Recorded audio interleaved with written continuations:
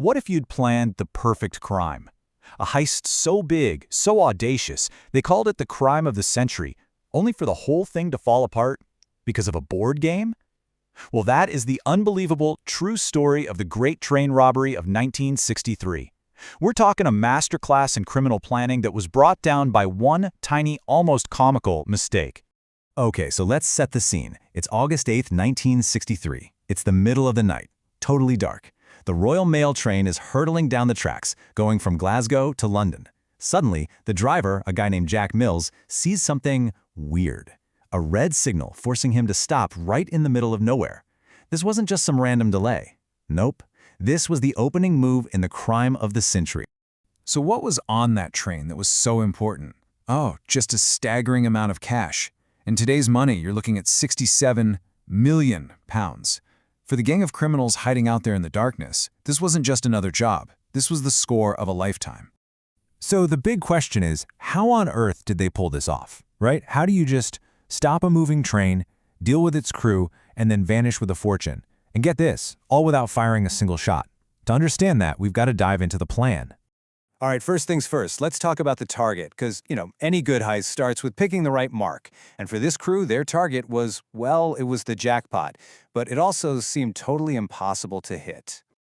You have to understand, this Royal Mail train was literally a post office on wheels. I mean, picture it, 72 people inside, just sorting mail while the train is barreling towards London.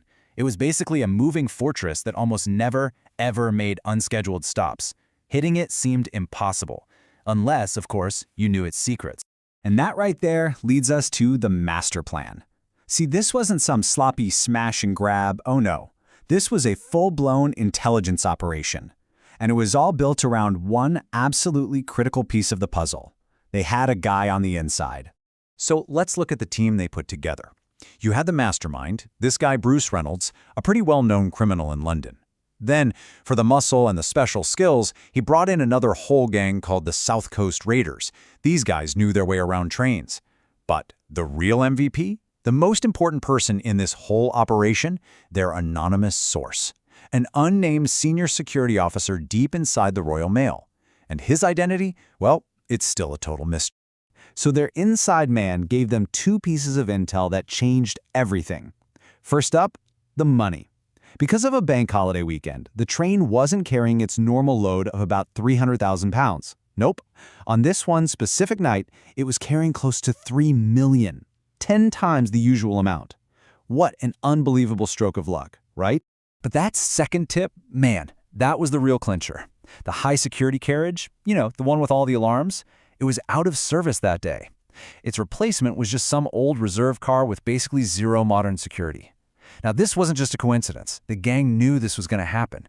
They had been waiting for months for this exact moment, this perfect storm of vulnerability. Okay, so they had the inside info, they had the perfect night. The gang moves into position. It's time for the execution. This is where their perfect, clockwork plan gets put to the ultimate test. And it's also where one of them is about to make a fatal 30-minute mistake. 3:03 in the morning. The plan kicks into high gear. Using just a glove and a battery, they trick the trackside signal into turning red. The train screeches to a stop, and the gang just swarms the engine.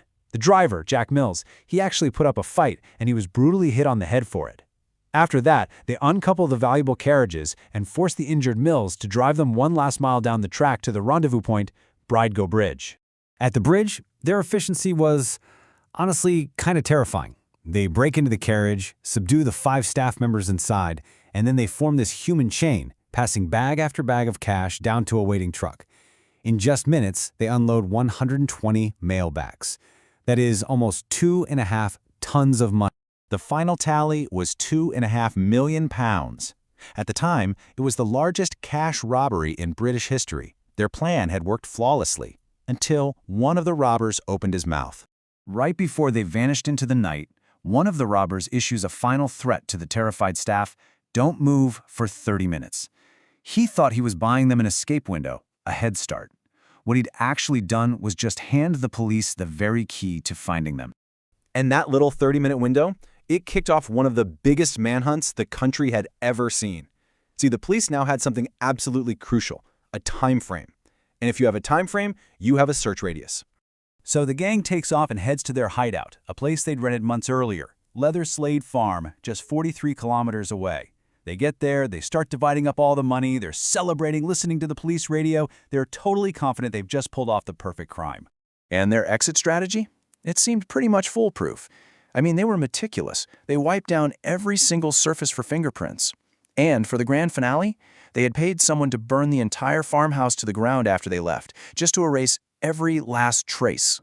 But this is where their luck finally ran out. The guy they paid to torch the place, he just took the money and disappeared, leaving the farmhouse completely intact. So when the police got a tip from a neighbor about some suspicious activity, well, they walked right into a perfectly preserved crime scene. And what they found inside is just the most brilliant part of this whole story. The gang had celebrated by playing a game of Monopoly, using the real stolen money. And in all their excitement, they'd left their fingerprints all over the game board and the pieces. Since most of them had criminal records, their prints were already on file, and just like that, the police quickly identified their key suspects. So yeah, that Monopoly game basically sealed their fate. But the story doesn't just stop with their arrests. The legacy of the Great Train Robbery, for both the criminals and, importantly for their victims, would echo for decades. And when you look at the aftermath, you really see the true cost. Sure, most of the robbers were caught and got these huge 30-year sentences, but the violence had a devastating human toll. The driver, Jack Mills, was so traumatized by the attack that he never worked again. He died just 7 years later, a forgotten victim of this glamorous heist. Ultimately, the manhunt itself was a massive success. Fueled by that 30-minute clue and the fingerprints from the Monopoly game, police managed to arrest and convict 14 of the 16 core gang members. The robbery even left a permanent mark on the landscape. To this day, Bridego Bridge is known locally as Train Robbers Bridge, a quiet physical reminder of that chaotic night back in 1963. But here's the thing. 2 men were never identified, a replacement train driver they brought along, and, most importantly, the inside man, the senior security officer who provided the tips that made the whole thing possible. His identity remains one of Britain's greatest unsolved mysteries. So the final question is, who was he?